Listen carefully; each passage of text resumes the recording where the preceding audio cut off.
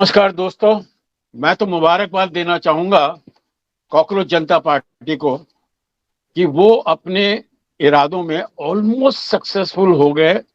कल कि कहां से 10-15 हजार लोग आ गए और मास्क पहने हुए हैं, फेस कवर किया हुआ है, पुलिस के पीछे खून के प्यासे और गाली गलौज। ये वो तो डेफिनेटली वो दिल्ली वाले नहीं थे, बता रहा हूँ। जो उनकी भाषा थी, जो उनकी गाली गलौज थी मुझे लगता है ये सब यूपी के, अलीगढ़ के, मुजफ्फरबाद के, इनके पकड़ के। और आप ये देखिए कि उनकी बैकिंग कौन कर रहा है।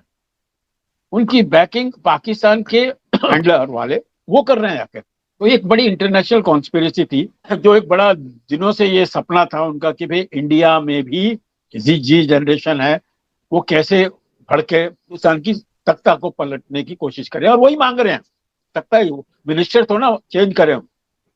तो जी मोदी को भी रिजाइन करना चाहिए, पार्लियामेंट को आग लग जानी चाहिए। और किस तरह से पत्थरों का यूज और किस तरह से आग लगाने का और सब चीजें तोड़ने का। और तो ये जो पुलिस वाली लेडीज थी उनको भी नहीं बख्शा इन लोगों ने। तो definitely they were very professional writers जो इकट्ठे किए गए। चंद्रशेखर ने इकट्ठे किए, कम्युनिस्ट लोगों ने इकट्ठे किए। और ये जो राहुल गांधी है, ये पप्पू जी, जो पिछले 20-22 दिन से गायब थे, ये 20-22 दिन में ये यही पापड़ बेल रहे थे, यही प्लानिंग चल रही थी कि किस तरह से जेनजी के नाम पे एक दिल्ली में ऐसा नजारा, ऐसा एक्सप्लोजन करें कि जो दुनिया भर के अंदर हवा फैल जाए और हिंदुस्तान की गवर्नमेंट हिल जाए और चेंज हो जाए। अभी यही तरीका है, क्योंकि इनके पास कोई एजेंडा तो है नहीं, ऑपोजिशन पार्टीज के पास। दे आर फ्रस्ट्रेटेड एब्सोल्युटली, और उनका एक सोल्यूशन है, दैट इज वायलेंस। इतना वायलेंस करें कि जिसके अंदर सरकार झुक जाए। अब बताइए, बात बात में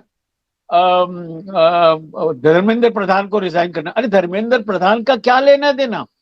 is he directly involve with NEET? Is he directly involve with भाई एक सिस्टम है, और उस सिस्टम को भी इन्होंने अच्छी तरह हैंडल किया और दोबारा नीट के एग्जाम हुए एंड विच आर सक्सेसफुल। तो उसकी जान के पीछे पड़े हुए हैं। एक टारगेट वो पड़ा है, नहीं जी मोदी जी को भी रिजाइन करना चाहिए। अब मोदी जी बेचारे दुनिया चलाएं, देश चलाएं, या इन चीजों पे चले। बट एनीवे, ये धीरे धीरे आप देखेंगे, ये सच तो है नहीं, ये झूठ है। जो झूठ एक्सपोज होगा, एंड सत्य में जयते। आप बताइए सर। उधर देखिए, एक्चुअली ये जो डिमॉन्स्ट्रेशन है ये एक्चुअली फॉरेन फंडेड प्लान है, और इसके पीछे जो मेन हाथ है वो है अमेरिका का, अमेरिका के स्टेट का।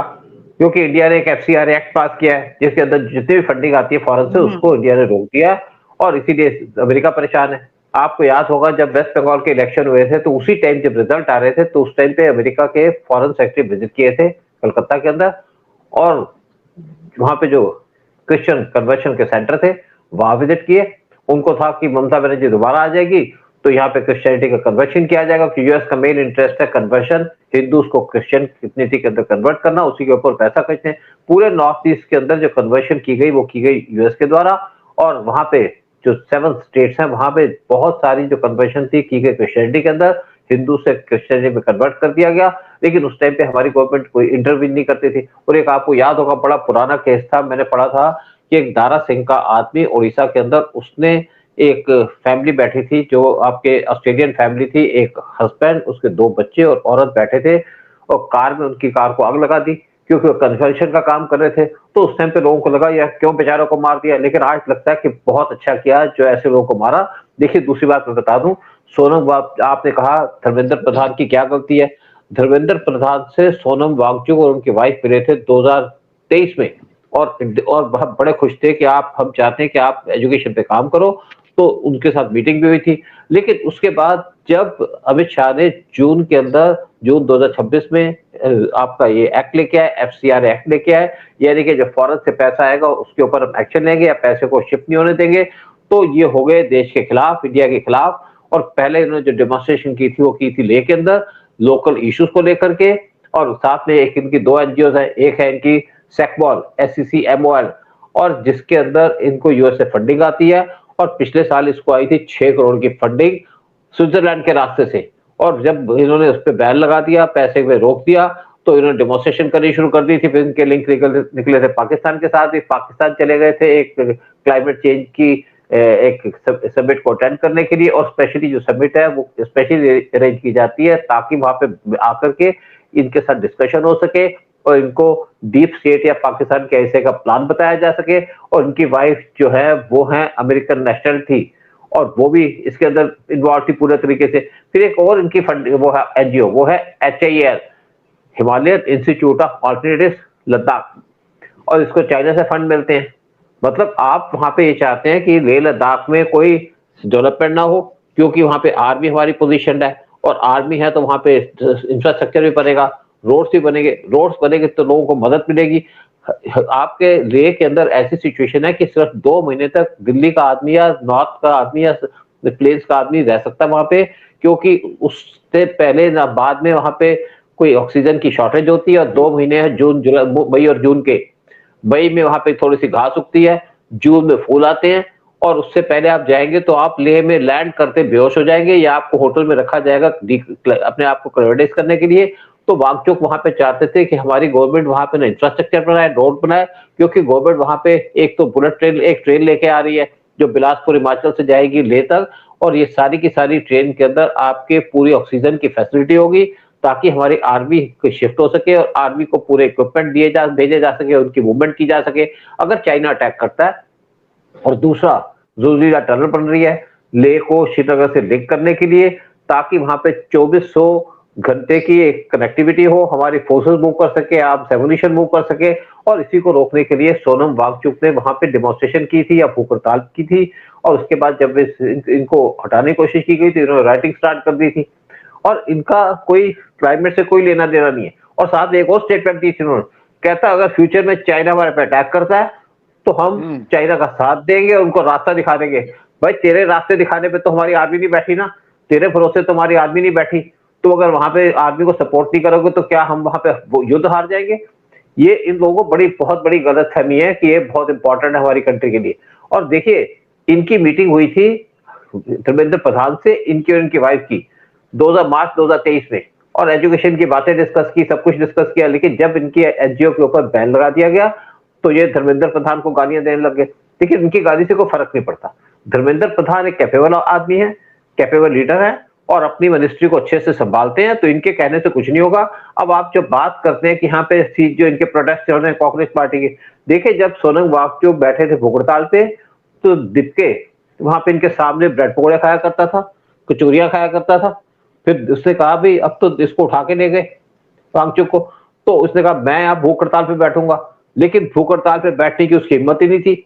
और वांगचुक के कुछ लोगों ने कहा, ये बैठा था थोड़ी देर, तो वांगचुक के कुछ लोग इसके सामने बैठ करके कचौरियां और बाकी चीज खाने लगे। 150 के उसके सपोर्टर थे, तो ये वहां से भाग गया, क्योंकि इसको तो 5 स्टार होटल में खाने की आदत है।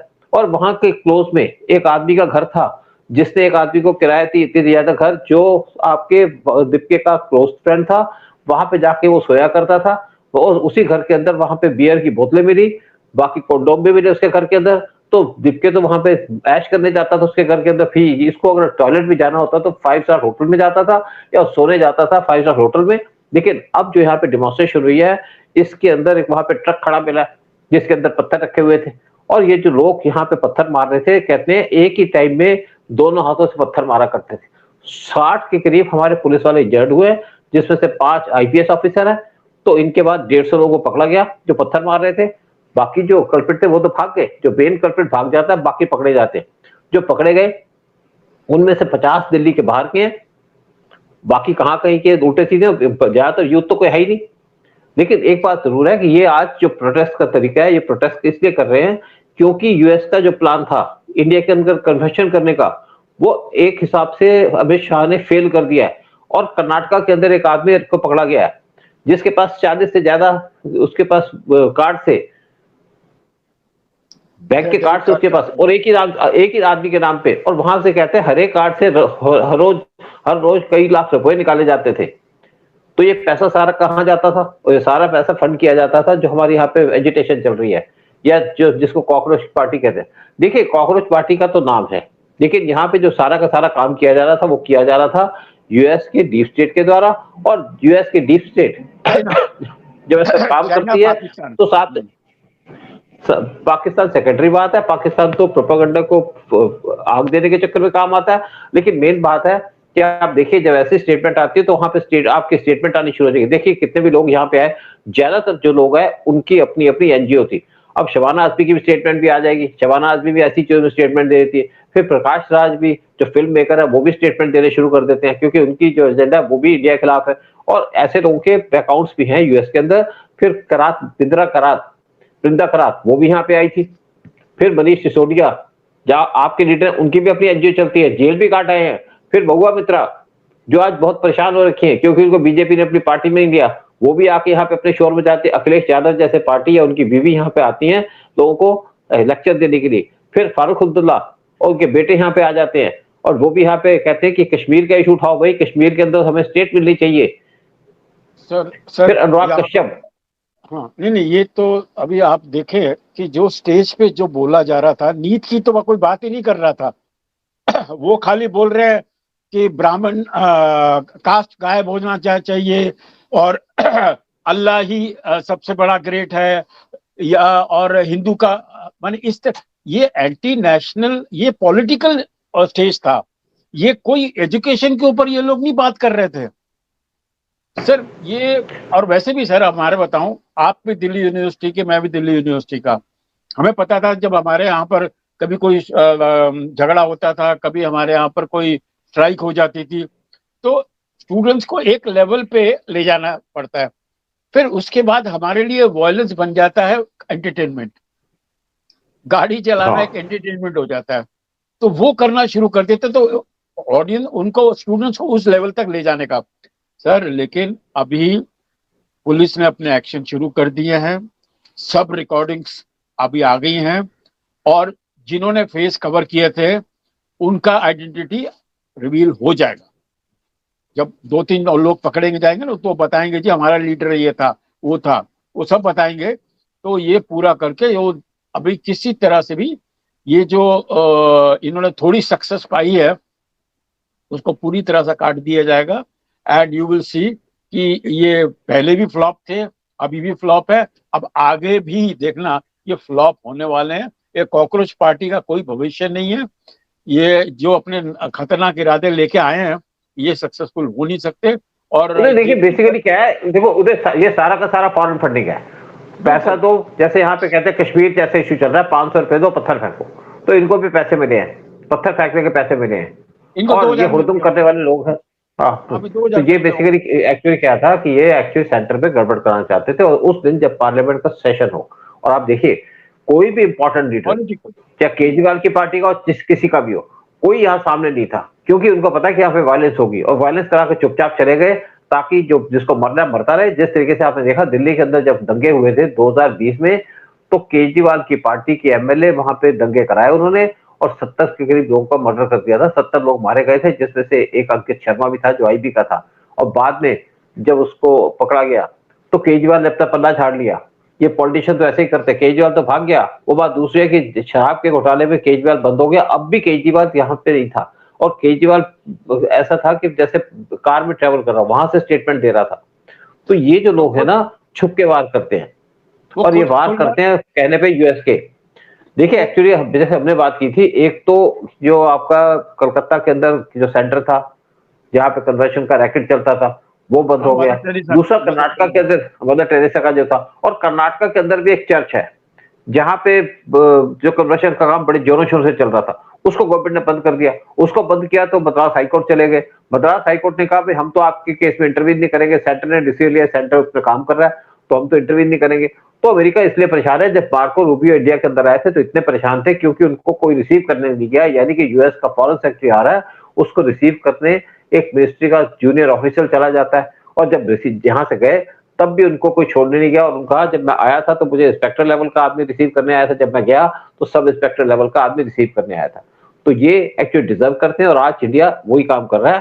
देश की सुरक्षा हमारे लिए सबसे इंपॉर्टेंट है, और आज हमारी कंट्री ना तो यूएस की परवाह करती है ना किसी और कंट्री की परवाह करती है। अगर हमें अपने देश को सुरक्षित रखना है तो मजबूत होना पड़ेगा। और ये जो कॉकरोच पार्टी वाले लोग बैठे हैं, तो हाँ मैं कुछ एक पॉइंट एक अभी आपको हाईलाइट करना चाहूंगा कि परसों अमेरिकन एम्बेसी में एक नोटिस भेज दिया गया था सबको, वहां पर जितने भी अमेरिकन हैं और जितने भी अमेरिकन इंडियंस भी वहां काम करते हैं, कि आप लोग जो कल की जो डेट थी जिस दिन पार्लियामेंट शुरू हो रहा था, कि कोई भी ना जाए जंतर मंतर, जंतर मंतर से थोड़ा दूर रहें। उनको पता था कि ये होने वाला है, उनको पता था कि बहुत ज्यादा वायलेंस होगी। तो चोर की दाढ़ी में तिनका, आप देख लो ना, इनको तो शुरू से पता था कि ये होने वाला है। तो डीप स्टेट तो इन्वॉल्व है, चाइना भी इन्वॉल्व है, फिर हमारा पाकिस्तान तो खैर वो अपना जो भी करता है वो खर्चा वर्चा तो नहीं करेगा, लेकिन मीडिया उसके उनके बड़े यहाँ पर शागिर्द हैं, उनके बड़े रिप्रेजेंटेटिव हैं, उनके बड़े यहाँ पर स्लीपिंग सेल्स हैं जो आराम से एक्टिव हो जाते हैं। तो दुश्मन तो वो भी हैं, लेकिन उससे ज्यादा दुश्मन हमारे देश में है। और ये ऑपोजिशन पार्टी जो फ्रस्ट्रेटेड हैं, जिनके कुछ भी नहीं हो रहा, उनको पता है कि हमारे ना पंख हैं ना हमारे ना खून है, आज की डेट में हम कुछ नहीं कर पाएंगे। वो यही कर पाएंगे कि स्टूडेंट्स को सही बात बरकराओ और उनको एक्साइट कराओ और उनको झूठ पे झूठ बोल रहे हैं, झूठ पे झूठ बोले जा रहे हैं, ये मार दिया वो मार दिया, और बेचारे 110 120 पुलिस वालों की हालत खराब कर दी मार मार के उन्होंने आया। और प्रॉब्लम यही थी कि सर पूरा गवर्नमेंट की तरफ से ये इंस्ट्रक्शन थी पुलिस को कि आप फायरिंग बिल्कुल नहीं करेंगे। वही जो गलती की थी खालिस्तानियों ने, जब वो झंडा वंडा उतारा था उन्होंने लाल किले पे चढ़कर, उसी लाइंस के ऊपर ये पूरा गेम खेला गया है। तो anyway I think Uday actually क्या है, हमारी गवर्नमेंट ने पुलिस को पिटने के लिए तो नहीं छोड़ा, ये तो बात ठीक है, लेकिन कुछ मजबूरियां होती हैं। मजबूरियां ये है कि अगर यहाँ पे गोली चलती है तो पूरे इंटरनेशनल मीडिया में शोर मच जाता, और इसी के इंतजार करता है आपका वाशिंगटन टाइम, यही इसी की वेट करता है आपका न्यूयॉर्क पोस्ट, और इसी की वेट करता है बीबीसी, और इसी की अल जजीरा वेट करता है कि यहाँ पे गोली चले, उसको इंटरनेशनल मीडिया में फैला दिया जाए, शोर मचा दिया जाए और गवर्नमेंट को बदनाम किया जाए। इसलिए गवर्नमेंट ये डिसीजन लेती है कि हमारे पुलिस वालों को सफर तो करना पड़ा, लेकिन कोई बात नहीं, आप देश के लिए सफर कर रहे हैं। और ये जो गुंडे बैठे हैं जिन्होंने पत्थर फेंके, मुझे नहीं लगता कोई इनको बचा पाएगा फ्यूचर के अंदर। जिनके खिलाफ केस रजिस्टर होगा 10 साल तक कचहरियों के चक्कर काटेंगे, और केजरीवाल जैसे तो अपनी गद्दी में चले गए, बैठ गए ऊपर, लेकिन ये लोग सफर करेंगे। और जो जिस तरीके से सफर किया है 2020 के रॉयटर्स ने, आज उनका आम आदमी पार्टी का एमएलए जेलों के चक्कर काट रहा है, जेल में पिस रहा है, क्योंकि उसने वहां पे मर्डर किया था। और यहाँ पे जिन लोगों ने पुलिस पे अटैक किया उनके खिलाफ सख्ती से एक्शन लिया जाएगा और पनिश किया जाएगा टाइम से। चलिए प्रोग्राम यही खत्म करते हैं, और आपसे रिक्वेस्ट करते हैं चैनल को सब्सक्राइब कीजिएगा, और वांगचुक के बारे में जो आपको सच्चाई बताई है उस पर अमल कीजिएगा। और देखिए, ये आदमी कोई जनता की सेवा करने के लिए नहीं है, ये लूट मारने करने के लिए आया। ये देश का दुश्मन है जो लद्दाख में बैठ करके चाइना की मदद करेगा। ये आदमी वो है जो यूएस की मदद करने के लिए देश को बेच भी सकता है, पैसे लेगा, देश को बदनाम करेगा, बस ये इनका काम है। ठीक है, और जो अमेरिका से कार्टून बुलाया इन्होंने, उसको पता नहीं वो उसको दीपक वो देखो उदय, देखो उसकी कोई रेलेवेंस नहीं है। उसको तो इन्होंने एक नाम के लिए बिठा दिया किसी को, उसको लगा कि मैं बहुत इंपॉर्टेंट हूं, मैं यहाँ पे प्राइम मिनिस्टर बन जाऊंगा, यहाँ मिनिस्टर बन जाऊंगा, लेकिन इनका कैरियर कुछ नहीं होगा। लेकिन है, उसको थोड़े बहुत पैसे मिल गए, बाद में भी उसकी थोड़ी सी नाम आ गया उसका। बाकी आदमी ना कुछ अचीव किया ना अचीव करेगा, क्योंकि इनके पास ना प्रोग्राम है ना पॉलिसीज है, ना इनको कोई चढ़ने देगा। चलिए प्रोग्राम यही खत्म करते हैं, और आपसे रिक्वेस्ट करते हैं चैनल को सब्सक्राइब कीजिएगा, वीडियो को शेयर कीजिएगा। जय हिंद, जय भारत।